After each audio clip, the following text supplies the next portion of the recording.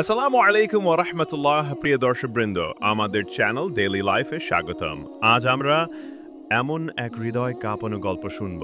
একজন মানুষ যিনি রাসূলুল্লাহ সাল্লাল্লাহু আলাইহি সাল্লামকে হত্যা করতে এসেছিলেন কিন্তু ফিরে গেলেন তার উম্মত হয়ে ইসলাম গ্রহণ করে। তিনি হলেন হযরত উমর ইবনে খাত্তাব রাদিয়াল্লাহু আনহু।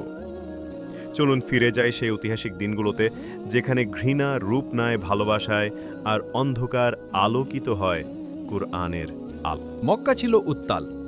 একদিকে নবীজি সাল্লাল্লাহু আলাইহি সাল্লামের দাওয়াত, অন্যদিকে কোরাইশদের রোষ। হযরত ওমর রাদিয়াল্লাহু তাআলা আনহু ছিলেন কোরাইশদের শক্তিশালী এক নেতা, দৃঢ়, কঠোর এবং ইসলামের প্রকাশ্য বিরোধী।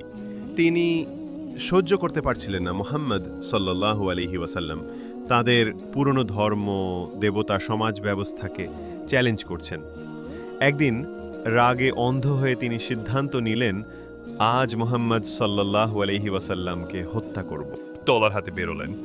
পথে এক সাহাবী জিজ্ঞেস করলেন, কোথায় যাচ্ছেন হে ওমর?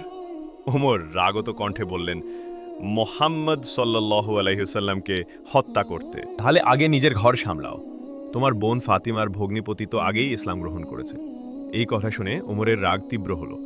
তিনি ছুটলেন বোনের ঘরে, গিয়ে দেখলেন তারা কুরআন পড়ছেন, সূরা তাহা। ওমর গর্জে উঠলেন, এই কি পড়ছো? নতুন ধর্ম? উমর আঘাত করলেন তাদের। বোন ফাতিমার মুখে রক্ত, কিন্তু মুখে সাহসিকতা। হ্যাঁ, আমরা ঈমান এনেছি মুহাম্মদ সাল্লাল্লাহু আলাইহি ওয়াসাল্লামের প্রতি। তুমি যা খুশি করো। এই কথাগুলো উমরের হৃদয় কাঁপিয়ে দিল। তিনি বললেন, নাও সেই লেখা পড়তে দাও। বোন বললেন, তুমি অপবিত্র আগে গোসল করো। ওমর গোসল করে কোরআনের পাণ্ডুলিপি হাতে নিলেন, পড়তে শুরু করলেন সূরা তাহা। আমি আল্লাহ, আমি ছাড়া আর কোনো উপাস্য নেই, সুতরাং আমারই ইবাদত করো। তাহা আয়াত 14। এই আয়াতগুলো যেন অন্ধকার হৃদয়ে আলো জ্বালল। ওমর কাঁদতে কাঁদতে বললেন, এই কথা তো মানুষের হতে পারে না। তিনি রওনা দিলেন রাসূলুল্লাহ সাল্লাল্লাহু আলাইহি ওয়াসাল্লামের কাছে, দারুল আরকামে। সাহাবীরা চিন্তিত, ওমর এসেছে তলোয়ার হাতে।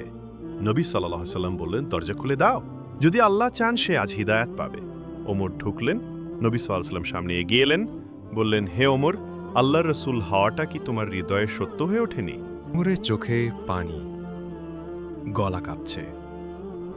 বললেন, আশহাদু আল্লাহ ইলাহা ইল্লাল্লাহ ওয়া আশহাদু আন্না মুহাম্মাদার রাসূলুল্লাহ। চারদিক যেন ধ্বনিত হল আল্লাহু আকবার ধ্বনিতে। ইসলামের ইতিহাসে এক নতুন অধ্যায়ের সূচনা হল। দারুল আরকাম যেন আনন্দে আলোয় কেঁপে উঠল। এ ছিল ইসলামের বিজয়ের সূচনা, একটি হৃদয় জয় করার মাধ্যমে একটি জাতি বদলে দেওয়ার শুভ সূচনা। বন্ধুরা, এই গল্প শুধু ইতিহাস নয়, এ এক জীবন বদলে যাওয়ার দলিল।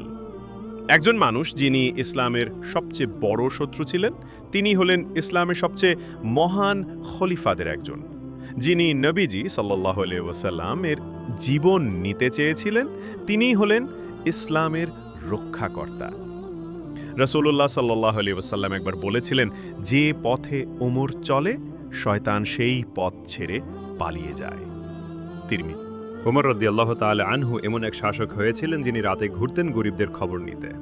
যিনি বলেছিলেন, একটি কুকুরও যদি আমার শাসনে না খেয়ে মারা যায়, আমি আল্লাহর কাছে জবাব দেব। আজ আমরা যদি ওমর রাদিয়াল্লাহু তাআলা আনহু মতো সত্যের সন্ধানে নিজেকে বিলিয়ে দেই, তবে আল্লাহ আমাদেরও হিদায়াত দেন। নবীজির মাথা কাটতে এসে ইসলাম গ্রহণ, হযরত ওমর রাদিয়াল্লাহু তাআলা আনহু এর ঈমানে ফিরে আসার অসাধারণ কাহিনী। যদি আপনার ভালো লেগে থাকে, ভিডিওটি লাইক দিন, কমেন্টে লিখুন আপনার অনুভব, আর ইসলামিক গল্প ও ইতিহাস জানতে চ্যানেলটি সাবস্ক্রাইব করুন। আল্লাহ আমাদের সবাইকে হযরত উমর রাদিয়াল্লাহু তাআলা আনহু এর মতো ন্যায়, ঈমান এবং সাহসের পথে চলার তৌফিক দিন। আসসালামু আলাইকুম ওয়া রাহমাতুল্লাহ।